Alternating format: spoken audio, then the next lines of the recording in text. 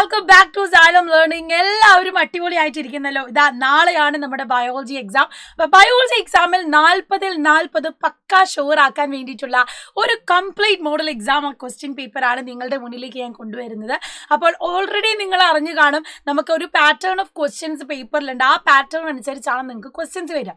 അപ്പൊ ആ രീതിയിൽ എങ്ങനെ നമ്മൾ ആൻസർ ചെയ്യണം, ഏത് രീതിയിൽ അതിന് ഫുൾ മാർക്ക് നേടാം, ഈ ഓരോ ചാപ്റ്ററിൽ നിന്നും ഏകദേശം എക്സ്പെക്റ്റഡ് ക്വസ്റ്റ്യൻസ് ഏതൊക്കെയാണ് വരുന്നത് എന്നാണ് ഈ വീഡിയോയിൽ പറയുന്നത്. എല്ലാ മക്കളും ഈ വീഡിയോ കംപ്ലീറ്റ് ആയിട്ട് കാണാൻ നിങ്ങളുടെ ഫ്രണ്ട്സിന് ഷെയർ ചെയ്ത് കൊടുക്കുക. അപ്പൊ റെഡി ആണോ? റെഡി ആണെങ്കിൽ നമുക്ക് ഫസ്റ്റ് ക്വസ്റ്റ്യനിലേക്ക് പോകാം. Answer ready 5 question from 1 to 6 അല്ലെ, 1 മുതൽ 6 വരെയുള്ള ക്വസ്റ്റ്യൻ്റെ ഏതെങ്കിലും 5 എണ്ണം എഴുതിയാൽ മതി. ഓരോന്നിനും ഓരോ മാർക്കാണുള്ളത്.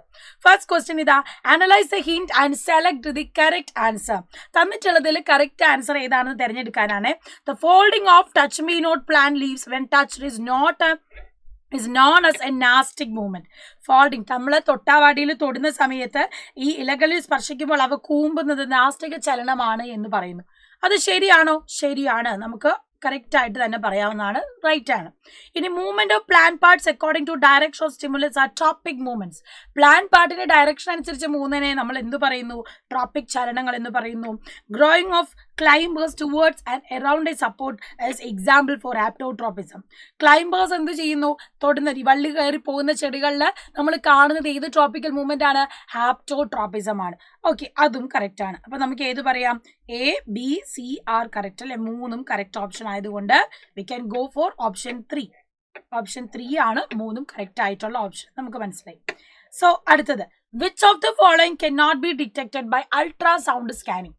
നമുക്ക് position of placenta, gestational diabetes, genetic abnormalities, growth of foetus. ഗർഭസ്ഥ ശിശുവിന്റെ വളർച്ച, ജനിതക വൈകല്യങ്ങൾ, ഗർഭകാല പ്രമേഹം, പ്ലാസന്റയുടെ സ്ഥാനം. ഇതിൽ ഏതാണ് അൾട്രാസൗണ്ട് സ്കാനിൽ നമുക്ക് കാണാൻ പറ്റാത്തത് അല്ലെങ്കിൽ നിർണ്ണയിക്കാൻ കഴിയാത്തത് ഏതാണെന്നാണ് ചോദ്യം. ഇതിൽ കറക്റ്റ് ഓപ്ഷൻ ഏതാ വരിക? Gestational diabetes. ഗർഭകാല പ്രമേഹത്തെ കുറിച്ച് നമുക്ക് അൾട്രാസൗണ്ട് സ്കാനിങ്ങിൽ തിരിച്ചറിയാൻ പറ്റത്തില്ല. അപ്പൊ അടുത്ത ചോദ്യം, identify one that is correctly arrange in the following table. തന്നിട്ടുള്ളതിൽ കറക്റ്റ് ഓർഡറിൽ ഏതാണ് എന്നാണ് ചോദ്യം. അപ്പൊ അനിലിഡ, മുർലസ്ക, പ്ലാറ്റിയെൽമത്തിസ്, നെമറ്റോഡ് തന്നിട്ടുണ്ട്. നമുക്ക് എക്സാമ്പിൾ നോക്കുമ്പോൾ തന്നെ കാണാൻ പറ്റും. അനിലിഡയിൽ ക്രാബ് വരുവോ? ഇല്ല. മുർലസ്കയിൽ സീ ഏർച്ചിൻ വരുവോ? പ്ലാറ്റിയെൽമത്തിസിൽ പ്ലാനേറി വരും, പക്ഷേ shell made of calcium carbonate planaria അല്ലെങ്കിൽ പ്ലാറ്റിയെൽമത്തിസിൽ ഉണ്ടോ? ഇല്ല. Nematode long and round bodied worms ആണ്, ഹുക്ക് വേം എന്ന് നമുക്ക് പറയുകയും ചെയ്യാം. സോ കറക്റ്റ് ഓപ്ഷൻ എന്ന് പറയുന്നത് ഓപ്ഷൻ 4 ആണ്, നെമറ്റോഡയാണ്. എക്സാമ്പിൾ കൊക്കോ പുഴുവാണ് വരുന്നത്. ഇനി അടുത്ത ഓപ്ഷനിലേക്ക് പോകാം. Name the process related to movement of substance illustrated below. ഈ തന്നിട്ടുള്ള ഡയഗ്രാം വെച്ച് നിങ്ങളോട് ക്വസ്റ്റ്യൻ ചോദിച്ചാൽ ഇത് ഏത് പ്രോസസ് ആണെന്നാണ് ചോദിച്ചിട്ടുള്ളത്. പ്രോസസ്സ് കണ്ടാൽ നിങ്ങൾക്ക് മനസ്സിലാകും ഏതാണ് പ്രോസസ്സ് എന്ന് പറയുന്നത്. യെസ്, ഫെസിലിറ്റേറ്റഡ് ഡിഫ്യൂഷൻ ആണ്.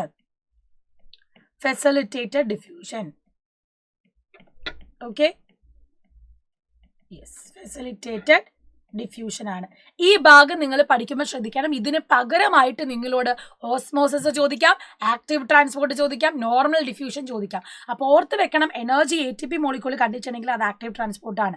ഇനി ചെറിയ രീതിയിൽ നിന്ന് താഴോട്ട് പോകുമ്പോൾ വേറൊരു കരിയർ പ്രോട്ടീനോ ചാനൽ പ്രോട്ടീനോ ഒന്നും ഇല്ല എങ്കിൽ അത് ഏതാണ്? അത് നോർമൽ ഡിഫ്യൂഷൻ ആണ്. അവിടെ ഓക്സിജനോ കാർബൺ ഡൈ ഓക്സൈഡോ ആണ് തരിക. ഓക്കെ, അപ്പോൾ ഇവിടെ തന്നിട്ടുള്ളത് എന്താ? ഗ്ലൂക്കോസ് ആണ്. ഗ്ലൂക്കോസ് ഫെസിലിറ്റേറ്റഡ് ഡിഫ്യൂഷൻ വഴിയാണ് ട്രാൻസ്പോർട്ട് ചെയ്യുന്നത് എന്ന് പഠിച്ചു വെക്കാം. ഇനി അടുത്ത ചോദ്യം, identify the blood vessel A and B. Choose the correct answer from the options given below. തന്നിട്ടുള്ളത് നിങ്ങൾക്ക് കാണാൻ പറ്റും. എയും ബിയും കണ്ടെത്താനാണ്. ഓൾറെഡി നമ്മൾ പറഞ്ഞ ഒരു ക്വസ്റ്റ്യൻ തന്നെയാണ്, പക്ഷേ ഈ ഭാഗം ഇങ്ങനെ തന്നെ അല്ലാതെ നമ്മുടെ റെസ്പിറേഷന്റെ ഡയറക്റ്റ് ചിത്രം തന്നിട്ടും ചോദിക്കാം. അപ്പൊ നോക്കുക, ഹാർട്ടിൽ നിന്ന് ലങ്സിലേക്ക് പോകുന്നത് A ആണ്, ലങ്സിൽ നിന്ന് ഹാർട്ടിലേക്ക് വരുന്നത് B ആണ്. A എന്ന് പറയുന്നത് പൾമനറി ആർട്ടറിയും B എന്ന് പറയുന്നത് പൾമനറി വെയിനുമാണ് അല്ലെ. ശ്വാസകോശ ധമനി, ശ്വാസകോശ സിര. അപ്പൊ ഓപ്ഷൻ A ആണ് കറക്റ്റ് ആൻസർ ആയിട്ട് വരുന്നത്. ക്ലിയർ? ഇനി അടുത്ത ചോദ്യം നോക്കിക്കേ. Which blood vessel carry blood out of glomerulus. ഗ്ലോമറുലസിൽ നിന്നും രക്തം പുറത്തേക്ക് വഹിക്കുന്ന കുഴൽ ഏതാണെന്നാണ്. രക്തം പുറത്തേക്ക് വഹിക്കുന്നത് ഇഫറന്റ് വെസലാണ്. കറക്റ്റ് ഓപ്ഷൻ എന്ന് പറയുന്നത് ഇഫറന്റ് വെസലാണ്. നേരെ തിരിച്ച് നിങ്ങളോട് ചോദിക്കാം, അകത്തേക്ക് എടുക്കുന്ന കുഴൽ ഏതാണ്? അത് അഫറന്റ് വെസലാണ്. ഇനി നിങ്ങളോട് മറ്റൊരു രീതി ക്വസ്റ്റ്യൻ ചോദിക്കാം. ബഹുമാൻസ് ക്യാപ്സിന്റെ ഉള്ളിൽ കാണുന്ന ബ്ലഡ് കാപ്പിലറീസിനെ നമ്മൾ എന്ത് വിളിക്കുന്നു? ഗ്ലോമറുലസ് എന്നാണ് നമ്മൾ വിളിക്കുന്നത്. അതിൽ നിന്നുണ്ടാവുന്ന ഫ്ലൂയിഡ് ഏതാണെന്ന് ചോദിക്കാം. അതാണ് ഗ്ലോമെറുലർ ഫിൽട്രേറ്റ് എന്ന് പറയുന്നത്.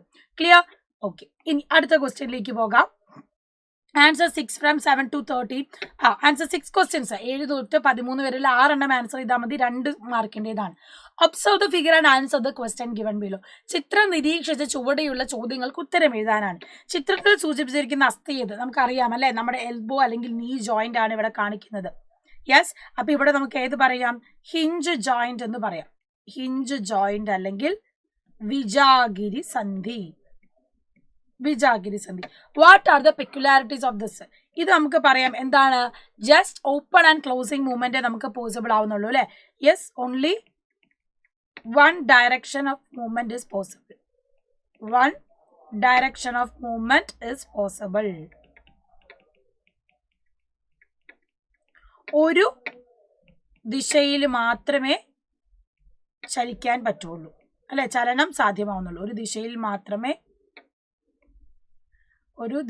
മാത്രം ചലനം സാധ്യമാകുന്നു. മറ്റൊരു കാര്യം നമുക്ക് എഴുതാം, ഇത് എവിടെ കാണുന്നു? എൽബോ അല്ലെങ്കിൽ നമ്മുടെ നീ ജോയിന്റിൽ കാൽമുട്ടിലും കൈമുട്ടിലും കാണുന്ന സന്ധിയാണ് എന്താ? വിജാഗിരി സന്ധി എന്നുള്ളതുമാണ് ഇതിന്റെ പ്രത്യേകത എന്ന് ഓർത്തു വെക്കാം. Observe the illustration and answer the question. ചിത്രീകരണം നിരീക്ഷിച്ച ചോദ്യങ്ങൾക്ക് ഉത്തരം എഴുതുക. Identify the illustration. ഇവിടെ നമുക്കറിയാം പ്ലാന്റ്സിൽ ട്രാൻസ്പോർട്ട് ആണ് കാണിക്കുന്നത്. One of the process explain ചെയ്യാനുമാണ്. അപ്പൊ പ്ലാന്റ്സിൽ substance enter the cytoplasm from external environment. സസ്യങ്ങളിൽ ബാഹ്യ പരിസ്ഥിതിയിൽ നിന്നും കോശദ്രവ്യത്തിലേക്ക് പദാർത്ഥങ്ങൾ എത്തുന്ന രീതിയാണ് ഇവിടെ കാണുന്നത്. അപ്പൊ നമ്മൾ ഹയർ ക്ലാസ്സിൽ അപ്പോപ്ലാസ്റ്റ് സിംപ്ലാസ്റ്റ് എന്നൊക്കെ പഠിക്കും. പക്ഷെ ഇവിടെ ശ്രദ്ധിക്കേണ്ടത് 3 രീതിയിൽ ഏതെങ്കിലും ഒരു 2 രീതി നിങ്ങൾ പഠിച്ചു വെക്കുക. Through cell wall, through extracellular space. ഒന്നെങ്കിൽ കോശ ഭിത്തിയിലൂടെയോ അല്ലെങ്കിൽ കോശങ്ങൾക്ക് ഇടയിലുള്ള സ്ഥലത്തിലൂടെയോ ട്രാൻസ്പോർട്ട് നടക്കാം. 2 ത്രൂ സൈറ്റോപ്ലാസ്മിക് കണക്ഷൻ അല്ലെ, കോശദ്രവ്യങ്ങളുടെ ബന്ധിപ്പിക്കുന്ന പ്ലാസ്മോഡെസ്മാറ്റ വഴി അവർ കണക്ട് ചെയ്യാം. അതല്ലെങ്കിലോ 1 cell to another through plasma membrane. ഒരു കോശത്തിൽ നിന്നും മറ്റൊന്നിലേക്ക് പ്ലാസ്മ സ്തരത്തിലൂടെ പോകാനുള്ള കഴിവും ഇവർക്കുണ്ട് എന്നുള്ളതാണ്.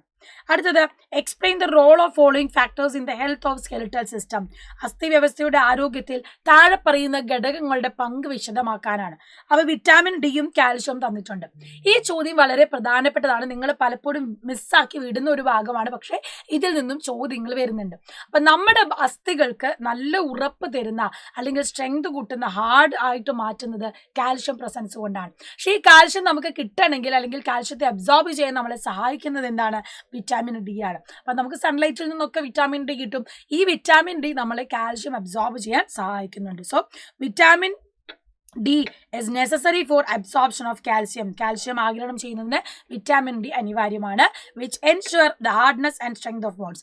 കാൽഷ്യം ആണെങ്കിലോ ensure the hardness and strength of bones അല്ലെ. അസ്ഥികൾക്ക് കാഠിന്യവും ശക്തിയും ഉറപ്പുവരുത്താൻ നമ്മളെ സഹായിക്കുന്ന ഒരു മൂലകമാണെന്ത്?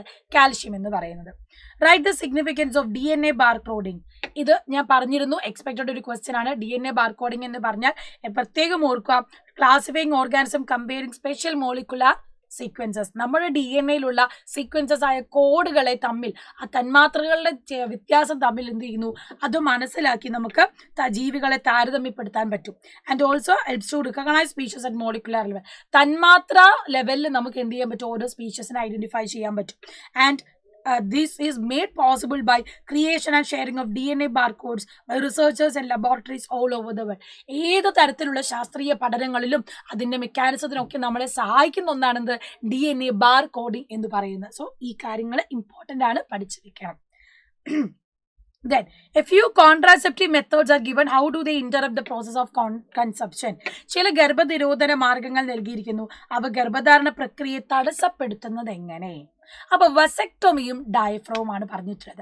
നമ്മൾ പലതരത്തിലുള്ള കോൺട്രാസെപ്റ്റീവ് മെത്തേഡ് പഠിക്കുന്നുണ്ട്. വസെക്ടോമി, ട്യൂബെക്ടോമി, അല്ലെങ്കിൽ ഓറൽ പിൽസ്, ഇൻട്രായൂട്രൈൻ ഡിവൈസസ്, ഇതൊക്കെ നമ്മൾ പഠിക്കുന്നതാണ്. അതെല്ലാം ചോദിക്കും.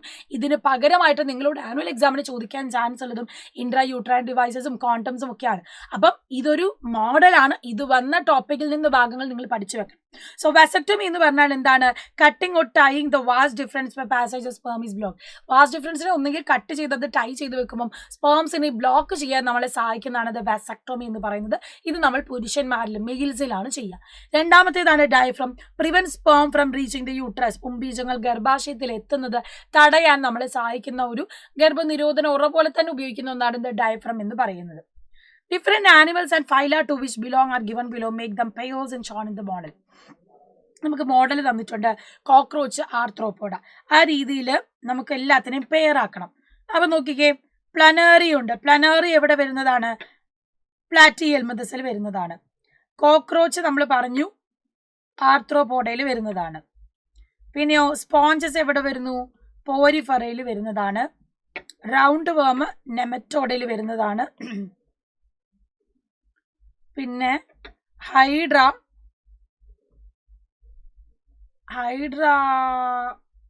യെസ് നിഡേറിയയിൽ വരുന്നതാണ് അല്ലേ?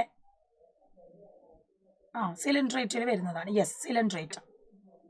ഓക്കെ, അപ്പൊ കറക്റ്റ് അല്ലേ? പ്ലനറിയ പ്ലാറ്റിഹെൽമിന്തസ്, സ്പോഞ്ചസ് പോരിഫറയിൽ വരുന്നു, ഹൈഡ്ര സിലിൻഡ്രേറ്റിൽ വരുന്നു, റൗണ്ട് വേം നെമറ്റോഡയിൽ വരുന്നു. ഉരുണ്ട വരിക. അപ്പൊ എക്സാമ്പിൾ കണ്ടാൽ അത് ഏത് ഫൈലത്തിലെയാണെന്ന് മനസ്സിലാക്കണം. ഇതേപോലെ തന്നെ പ്ലാൻസും നിങ്ങളോട് ചോദിക്കും. എക്സാമ്പിൾ തന്നത് ഏത് ഡിവിഷൻ ആണെന്ന് ചോദിക്കും. അപ്പൊ എക്സാമ്പിൾ സഹിതം വേണം നിങ്ങൾ പഠിച്ചു വെക്കാൻ. Complete the table given below, including the items given in the box. Spindle shaped ആണ്, rod shaped, striations present seen in the stalk. നമുക്ക് വോളണ്ടറി മസിൽസ് ഇൻവോളണ്ടറി മസിൽസിനെ ഐഡന്റിഫൈ ചെയ്യാനാണ്. അപ്പൊ ഇവിടെ നോക്കിക്കോ, സ്പിൻഡിൽ ഷേപ്പിൽ കാണുന്നതാണ് എന്താ? ഇൻവോളണ്ടറി മസിൽ അല്ലേ? Involuntary muscle. റോഡ് ഷേപ്പിൽ കാണുന്നത് വോളണ്ടറി മസിൽസ് ആണ്. സ്ട്രയേഷൻസ് കാണുന്നത് വോളണ്ടറി മസിൽസിലാണ്. സ്റ്റൊമക്കിൽ കാണുന്നത് ഇൻവോളണ്ടറി മസിൽസ് ആണ്. അതായത് സ്പിൻഡിൽ ആകൃതിയിൽ ഏതാണ്? സ്പിൻഡിൽ ആകൃതി കാണുന്നത് അനൈച്ഛിക പേശിയാണ്. അനൈച്ഛിക പേശിയാണ്. അതുപോലെ തന്നെ ആമാശയത്തിലാണ് കാണുക. ഇനി ഐച്ഛിക പേശിയാണെങ്കിലോ ദണ്ഡാകൃതിയാണ്, കുറുകെ വരകൾ കാണപ്പെടുന്നുണ്ട്. അപ്പോൾ ഓരോന്നിന്റെ പ്രയർ കണ്ടാൽ മനസ്സിലാക്കണം. ഇനി ഇത് കൂടാതെ തന്നെ നമ്മൾ ഹൃദയപേശി ഹാർട്ട് മസിൽ പഠിക്കുന്നുണ്ട്. അതും അനൈച്ഛിക പേശിയിൽ വരുന്നതാണ്. അപ്പൊ അതെവിടെയാണ് കാണുന്നത്? നമ്മുടെ ഹാർട്ടിന്റെ ആണ് കാണുന്നത്. ആൻഡ് അവർ സിലിണ്ട്രിക്കൽ ആണ്, ബ്രാഞ്ചഡ് ആണ്, ശാഖകൾ തിരിഞ്ഞതാണ് എന്നും കൂടെ ഓർത്തു വെക്കാം. If the causes of infertility are identified, they can often be resolved with a treatment. Evaluate the statement and prepare note. വന്ധ്യതയുടെ കാരണങ്ങൾ കണ്ടെത്തിയത് ചികിത്സയിലൂടെ പരിഹരിക്കാൻ കഴിയും. ഈ പ്രസ്താവന വിലയിരുത്തി പുരുഷന്മാരിലും സ്ത്രീകളിലും വന്ധ്യതയ്ക്കുള്ള കാരണങ്ങളെ പറ്റി കുറിപ്പ് തയ്യാറാക്കുക. മെന്നിലും വുമണിലും അവർക്ക് ഇൻഫെർട്ടിലിറ്റി സംഭവിക്കാനുള്ള പല റീസൺസ് ഇന്നത്തെ കാലത്തുണ്ട്. ഒന്ന്, defect in the sperm production. എന്താ സംഭവിക്കുന്നത്? പുംബീജോത്പാദനത്തിന് തകരാറുകൾ കാരണമാവാം. Decrease in the number of sperms and motility and certain disease. പുംബീജങ്ങൾ ഉണ്ടാവുന്നത് കുറയാം, അതല്ലെങ്കിൽ അവർ നല്ലോണം ചലിക്കുന്നില്ല, അത് ചലനശേഷിയുടെ കുറവും പ്രശ്നമാകാം. ഇനി മറ്റ് ചില രോഗങ്ങൾ കാരണവുമാകാം. രണ്ടാമത്തേത് വുമണിലാണെങ്കിലോ ovulation disorders, blockage in the Fallopian tube, hormonal imbalances, polycystic ovarian syndrome. നിങ്ങൾ പലരായിട്ട് ഇപ്പോൾ കേൾക്കുന്നുണ്ടാകും PCOD, PCOS ഒക്കെ വരുന്നത്. അപ്പോൾ അതൊരു പ്രശ്നമാണ്. ഹോർമോൺ സന്തുലിതാവസ്ഥ തകരാറിലാകുന്നത്. അണ്ടോൽപാദനത്തിന്റെ തകരാറുണ്ടാവാം, അല്ലെങ്കിൽ അണ്ടവാഹിയിലെ തടസ്സങ്ങൾ ഉണ്ടാകാം. ഇത്തരത്തിൽ പോളിസിസ്റ്റിക് ഓവറി സിൻഡ്രോംസ് വരാം. ഇതൊക്കെ എന്ത് സംഭവിക്കുന്നു? അവരെ ഫെർട്ടിലിറ്റിനെ ബാധിക്കുന്ന ചില വ്യവസ്ഥകളാണ്. അപ്പം ആണുങ്ങളിലും പെണ്ണുങ്ങളിലും വരുന്ന വ്യത്യാസം എന്താണെന്നും കൂടെ മനസ്സിലാക്കി വെക്കാം. Answer any 5 questions from 14 to 20, 3 മാർക്കാണ്. Redraw the diagram given below and label the following parts. നമ്മുടെ ഒന്നാമത്തെ ഭാഗത്തിൽ നിന്നാണ്, ഇമ്പോർട്ടൻ്റ് ആണ്. അപ്പോൾ ഡയഗ്രാം പഠിക്കണം. ഒഡെന്റോബ്ലാസ്റ്റ് കോശങ്ങൾ കാണപ്പെടുന്ന ഭാഗം ഏതാണെന്നാണ്? നമ്മുടെ പൾപ്പ് ക്യാവിറ്റി ആണ്. ഇത് റീഡ്രോ ചെയ്യുമ്പോൾ ഭാഗങ്ങൾ അടയാളപ്പെടുത്തണം. എ എന്ന് പറയുന്നത് പൾപ്പ് ക്യാവിറ്റി. പിന്നെയോ പല്ലിനെ മോണയിൽ ഉറപ്പ് നിർത്തുന്ന ഗ്രോജക കല എന്ന് പറയുന്നത് ഏതാണ്? സിമെന്റം.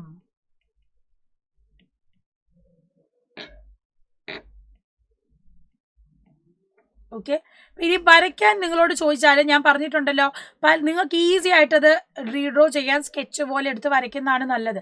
അപ്പോൾ ആദ്യം ഈ ഒരു ക്രൗൺ വരയ്ക്കുക. ഇവിടുന്ന് ആ മോണേന്റെ ഭാഗം കണ്ടിന്യൂറ്റി ആയിട്ട് വരച്ച് പോവുക. പിന്നെ നിങ്ങൾക്ക് അത് അടുത്ത ലെയർ 2 ലെയർ ആയിട്ട് വരയ്ക്കാവുന്നതാണ്. ഓക്കെ, 2 ലെയർ ആയിട്ട് വരയ്ക്കുന്നു. പിന്നെയാണ് നമ്മുടെ പൾപ്പ് ക്യാവിറ്റി വരുന്നത്. യെസ്, അവിടെ നമുക്ക് ബ്ലഡ് വെസൽസും കാര്യങ്ങളൊക്കെ കാണാൻ പറ്റും. നാഡീ ഞരമ്പുകളും ഒക്കെ കാണുന്ന ഒരു ഭാഗമാണ് ഈ ഒരു ഭാഗം. പിന്നെ ഇവിടെ നമുക്ക് ആ മോണയുടെ കണ്ടിന്യൂഷൻ ആണ് കാണാൻ പറ്റുന്നത് അല്ലേ? അതിൻ്റെ ഉള്ളിലേക്കാണ് ഇത് ഉറച്ച് നിൽക്കുന്നത്. ഓക്കെ, അപ്പോൾ ജസ്റ്റ് റഫ് ഫിഗർ ആയിരിക്കണം, പക്ഷെ വൃത്തിയിൽ വരയ്ക്കാൻ ശ്രദ്ധിക്കുക. എ പൾപ്പ് ക്യാവിറ്റി, ഇത് സിമെന്റം എന്ന രീതിയിൽ വരയ്ക്കുമ്പോൾ കുറച്ചുകൂടി വൃത്തിയിൽ വരയ്ക്കാൻ ശ്രദ്ധിച്ചാൽ മതി കേട്ടോ. ഇനി analyse A, B and C, complete the following table. കാണുമ്പോൾ തന്നെ നിങ്ങൾക്ക് മനസ്സിലാവുന്നുണ്ടാകും. എ എന്ന് പറയുന്നത് ഫൈലം അനിലിഡിയാണ്, ഖണ്ഡങ്ങളോട് കൂടി ശരീരം കാണുന്നതാണ് അല്ലേ? ഫൈലം സെഗ്മെന്റഡ് ബോഡിയിൽ കാണുന്നത് അനിലിഡയിലാണ്.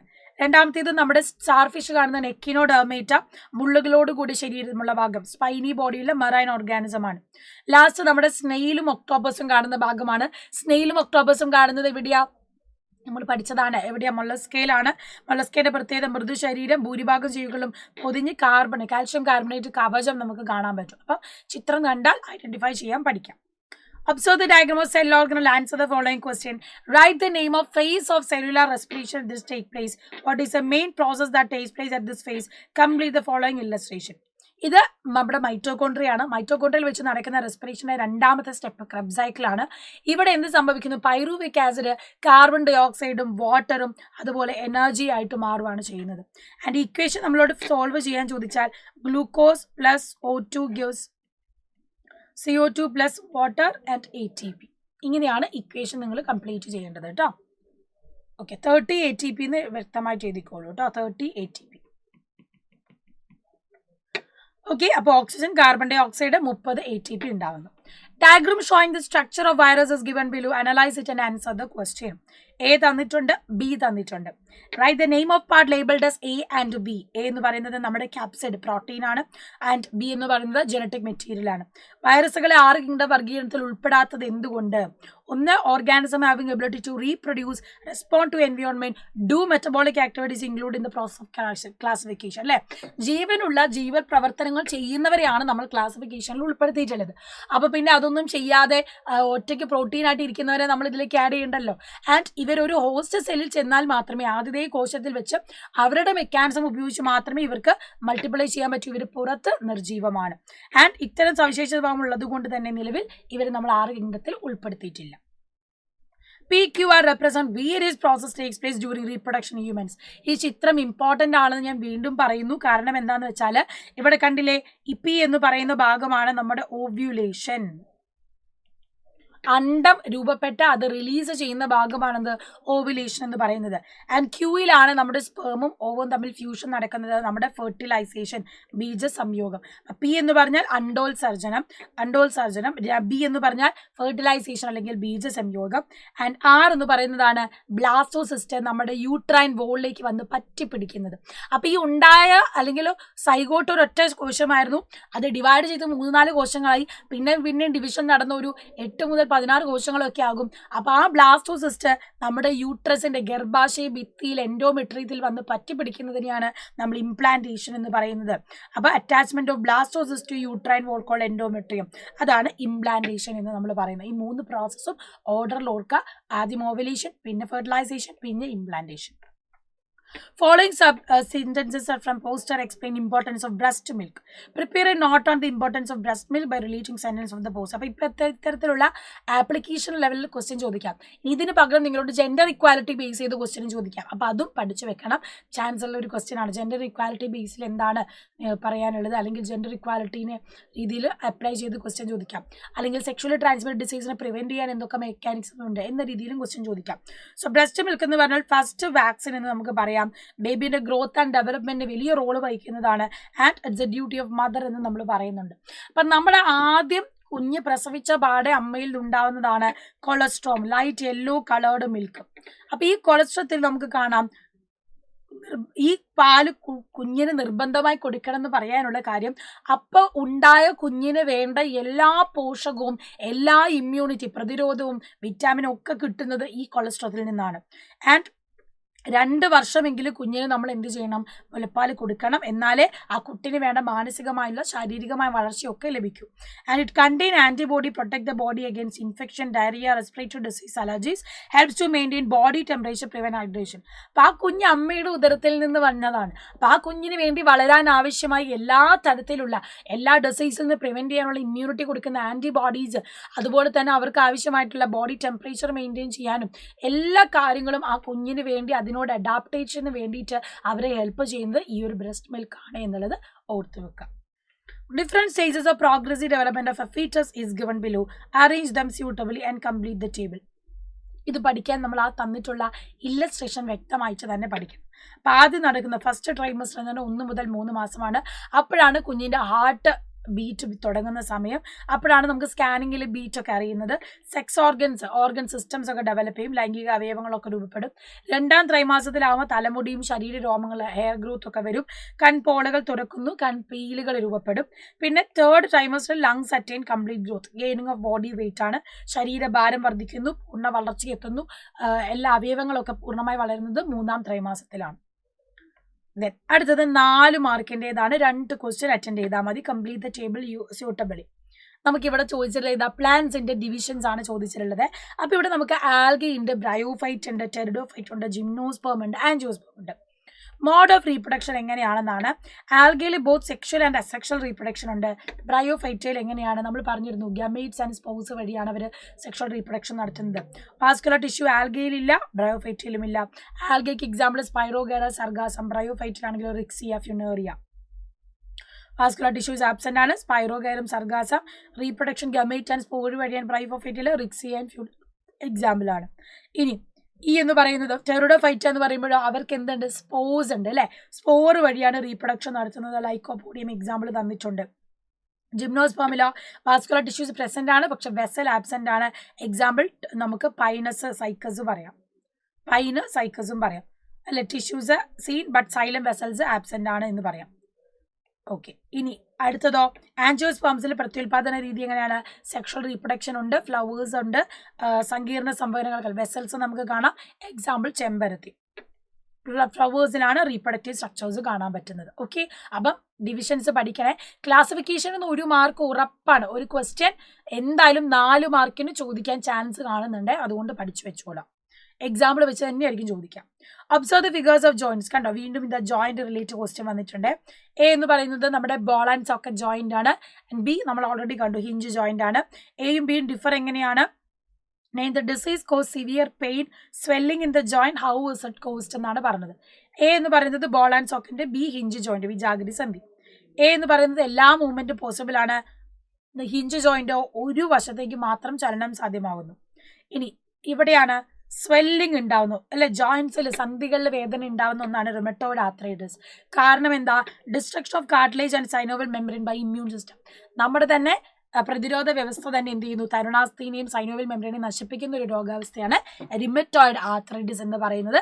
ഈ ചിത്രം കണ്ട് തന്നെ പഠിക്കാം. അടുത്തത് കണ്ടോ, ഇത് ഓൾറെഡി നമ്മൾ പഠിച്ചതാണ്. ABC. എ എന്ന് പറയുന്ന placenta, B umbilical cord, C amniotic ദ്രവമാണ്. ഫംഗ്ഷൻസ് പഠിക്കുക. പ്ലാസന്റ എങ്ങനെ ഉണ്ടാവുന്നത് എന്ന് പഠിക്കണം. Formed from embryonic and uterine tissues ആണ്. ഗർഭാശയ കലകളും അതുപോലെ ഭ്രൂണകലകളും വെച്ചിട്ടാണ് പ്ലാസന്റ ഉണ്ടാവുന്നത്. രണ്ടാമത്തെ നമ്മൾ പറഞ്ഞു അംബ്ലിക്കൽ കൊടി.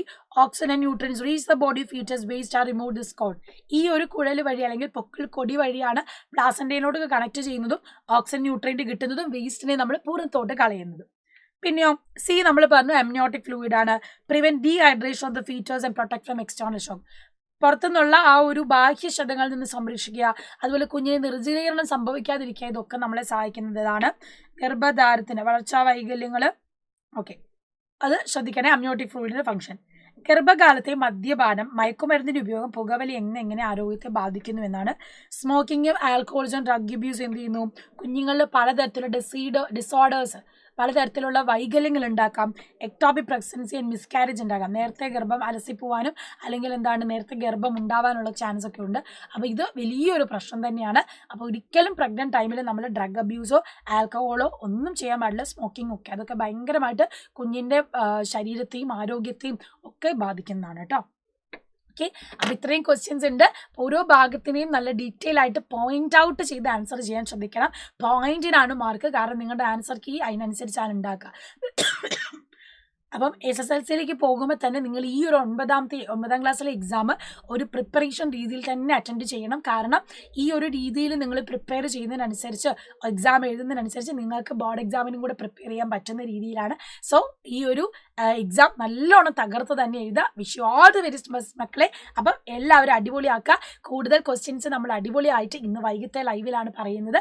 ഇതൊന്നുമല്ല, ഇതിൽ കൂടുതൽ ചോദ്യങ്ങൾ, കാരണം ഓരോ ചാപ്റ്ററിൽ നിന്നും ഉള്ളിൽ നിന്ന് വരുന്ന ചോദ്യങ്ങളുണ്ട്. അപ്പോൾ അത്തരത്തിലുള്ള ചോദ്യങ്ങളും ഡയഗ്രാം ബേസ്ഡ് ക്വസ്റ്റ്യൻസും പ്രോസസ്സ് ചോദിക്കുന്ന ചോദ്യങ്ങളൊക്കെ നമ്മൾ വൈകുന്നേരത്തെ ലൈവിലാണ് പറയുന്നത്. അപ്പോൾ എല്ലാ മക്കളും വൈകിട്ട് 7:30 തന്നെ വരിക. ആൻഡ് നമ്മുടെ ടെറിഡോഫൈറ്റിന് ഒരു എക്സാമ്പിൾ കൂടെ കമൻറ്റ് ബോക്സിൽ കമൻറ്റ് ചെയ്യുക. സീ യു സൂൺ മക്കളെ.